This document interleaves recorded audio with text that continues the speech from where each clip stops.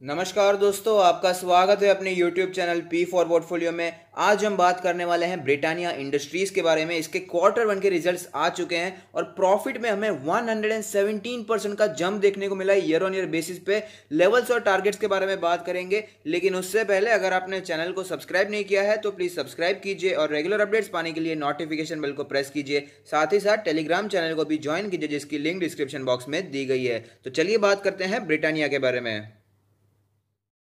तो आप देख सकते हैं ब्रिटानिया इंडस्ट्रीज का लास्ट ट्रेडेड प्राइस है 3785 रुपीज़, जो कि 1.81% हमें नीचे दिखा है। अगर बात करें इसके 52 वीक लो के बारे में तो वो है 2100 रुपीज़, जिससे ये अच्छा खासा ऊपर चल रहा है। और 52 वीक हाई की बात करें तो वो है 3938, जो कि इसने आज ही अपना 52 वीक हाई बनाया। टुडेज हाई और 52 वीक हाई सेम है, आज ही अपने ऑल टाइम हाई के आसपास ट्रेड कर रहा था। अगर बात करें टेक्निकल रेटिंग के बारे में तो टेक्निकल रेटिंग इसे वेरी बुलिश बता रहे हैं। अगर बात करें इसके वैल्यूएशन के बारे में तो आप देख पाएंगे मार्केट कैप है 91,000 करोड़ की, पी रेशियो 61.37 है, इंडस्ट्री का पी है 67.06, price to book ratio 21.3, dividend yield 0.92% है। डिलीवरेबल्स की बात करें तो 36% की यहां पर स्ट्रॉन्ग डिलीवरी दिखाई देती है। अब देखते हैं क्वार्टर वन के रिजल्ट्स कैसे आए हैं। तो हम चेक करने वाले हैं ब्रिटानिया के कंसोलिडेटेड फाइनेंशियल रिजल्ट, जहां पर सारे फिगर्स रुपीज़ इन करोड़ में दिए गए हैं। तो आप देख पाएंगे इस क्वार्टर की टोटल इनकम बनकर आती है 3514 करोड़ की। आप देख पाएंगे कि क्वार्टर ऑन क्वार्टर और ईयर ऑन ईयर बेसिस दोनों में अच्छी खासी यहां पर बढ़ोतरी देखने को मिल रही है, जो कि एक अच्छी बात है।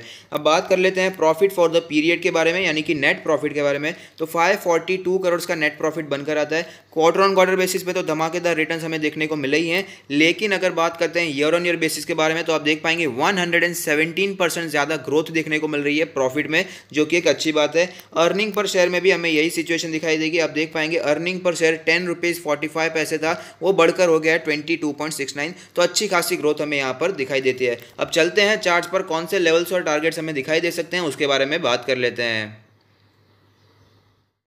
तो आप देख सकते हैं ब्रिटानिया इंडस्ट्री मार्केट क्रैश से पहले 3300 के आसपास ट्रेड कर रहा था, लेकिन उसके बाद भयंकर गिरावट देखने को मिली। 2100 के आसपास सपोर्ट लेने के बाद आप देख पाएंगे रिकवरी तो देखने को मिल चुकी है, उससे भी कई ज़्यादा आगे स्टॉक निकल चुका है। और इसी कारण की वजह से मुझे आईटी सेक्टर, एफएमसीजी सेक्टर काफ़ी पसंद आते हैं, क्योंकि ये स्टॉक्स लॉन्ग टर्म में तो अच्छे ही होते ही हैं और जो लॉकडाउन का पीरियड है वहाँ पर भी अच्छी तरह से परफॉर्म कर पाते हैं। और आप देख पाएंगे अच्छे रिटर्न इसने हमें डिसेंट रिटर्न बना कर दिए हैं। करंट सिचुएशन के बारे में बात करें तो आप देख पाएंगे आज हमें गिरावट देखने को मिल रही है।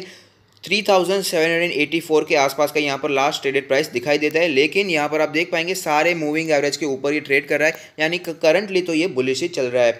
मनी फ्लो इंडेक्स का नंबर जो कैलकुलेट होकर आता है वो है 82.47, यानी कि हाईली ओवरबॉट कैटेगरी यहाँ पर दिखाई दे चुकी है। तो यहाँ पर फ्रेश पोजीशन बनाना थोड़ा रिस्की हो सकता है। आरएसआई के नंबर के बारे में बात करें तो आप देख पाएंगे आरएसआई का नंबर कैलकुलेट होकर आता है 66.8। यहाँ पर भी अच्छी खासी स्ट्रेंथ डेमोन्स्ट्रेट होती हुई नजर आती है, लेकिन धीरे से ये आरएसआई का नंबर भी हमें नीचे आता हुआ दिखाई दे रहा है। अगर बात करें इसके एमएससीडी के बारे में तो आप देख पाएंगे कि एमएससीडी में हमें कब का बुलिश क्रॉसओवर देखने को मिल चुका था और उसके बाद भी अच्छी खासी तेजी हमें देखने को मिली है। अगर बात करें इसके बॉलिंजर बैंड के बारे में तो आप देख पाएंगे बॉलिंजर बैंड के अपर बैंड को छोड़ने को स्टॉक तैयार ही नहीं हो रहा है। अपर बैंड आज कैलकुलेट होकर आता है 3872 का लेवल, उससे हमें नीचे क्लोजिंग देखने को मिली है। मीडियन जो कैलकुलेट होकर आता है वो है 3600 का लेवल, जो लोअर बैंड है वो है 3353 का लेवल। अब बात कर लेते हैं इसके पिवट पॉइंट्स के बारे में तो आप देख पाएंगे पिवट लेवल पर हमें जो यहाँ पर रेजिस्टेंस दिखाई दे रहा है वो है 3941 के आसपास। स्टॉक ने आज उसी के आसपास हाई बनाया था और उसके बाद हमें यहाँ पर गिरावट देखने को मिल रही है। नीचे के लेवल्स के बारे में बात करें तो 3539 का लेवल दिखाई देता है, उससे भी नीचे जाए तो 3370 का लेवल भी दिखाई दे रहा है। अब चलते हैं ऑल टाइम चार्ट पर, जहां पर एक कैंडल 1 मंथ को रिप्रेजेंट करेगी, जिससे हमें पता चलेगा कैसी मूवमेंट यहां पर बनती हुई नजर आ रही है।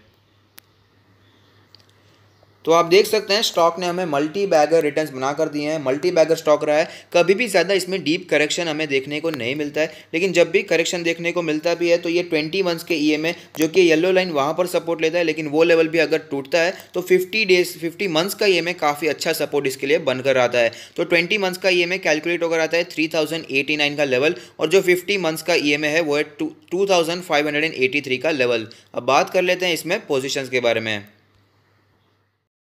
यहाँ पर लॉस की तो कोई गुंजाइश ही नहीं बनती, क्योंकि अपने ऑल टाइम हाई के आसपास ट्रेड कर रहा है। लेकिन अगर आपने इसमें नीचे पोजीशन बना कर रखी है, आप अभी प्रॉफिट में चल रहे हैं, अगर आपने लॉन्ग टर्म के लिए लिया है तो लॉन्ग टर्म के लिए होल्ड कीजिए, उसमें कोई भी प्रॉब्लम नहीं है। लेकिन अगर आपने शॉर्ट टर्म के लिए लिया है तो यहाँ पर आप प्रॉफिट बुकिंग के बारे में सोच सकते हैं, क्योंकि आज जो वॉल्यूम बनती हुई नजर आ रही है काफ़ी ज़्यादा ऊपर के वॉल्यूम में इसमें ट्रेडिंग हो चुकी है और हैवी सेलिंग प्रेशर हमें यहाँ पर बनता हुआ नजर आ रहा है। और हमने देखा कि सारे के सारे Q1 के रिजल्ट यहाँ पर फैक्टर्ड इन हो चुके थे, ऑलरेडी तेजी पहले से ही आ चुकी थी। तो जो शॉर्ट टर्म वाले वो यहाँ से प्रॉफिट बुकिंग के बारे में सोच सकते हैं।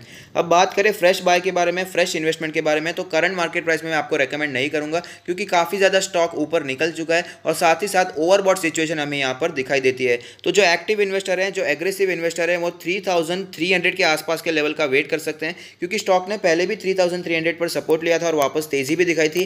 साथ ही साथ बॉलिंजर बैंड का लोअर बैंड उसी लेवल के आसपास बनकर आता है। 100 डेज का ये में भी 3300 के आसपास बनकर आता है। लेकिन अगर आप पेशेंट इन्वेस्टर हैं, कंजर्वेटिव इन्वेस्टर हैं, वेट करना चाहते हैं, तो मेरा मानना है कि 3000 से 3100 के आसपास के लेवल का आपको वेट करना चाहिए, क्योंकि 3000 के आसपास ही स्टॉक ने पहले भी सपोर्ट लिया था और वापस तेजी भी दिखाई थी। और साथ ही साथ 200 डेज का ईएमए भी, जो कि रेड लाइन है, वो भी 3141 के आसपास बनकर आता है। तो लेवल्स मैंने आपको बता दिए हैं, लेकिन कौन से लेवल पर लेना है ये तो आपका डिसीजन रहेगा। 3300 का जो लेवल है वो एग्रेसिव इन्वेस्टर के लिए और 3000 का जो लेवल है वो है पेशेंट इन्वेस्टर के लिए। लेवल्स मैंने बता दिए हैं, कौन से लेवल पर लेना है ये आपका डिसीजन है। लेकिन अगर आपको ये वीडियो पसंद आता है तो लाइक कीजिए, शेयर कीजिए, कमेंट कीजिए, सब्सक्राइब कीजिए और मुझे मोटिवेट कीजिए। Thank you, stay happy, happy investing.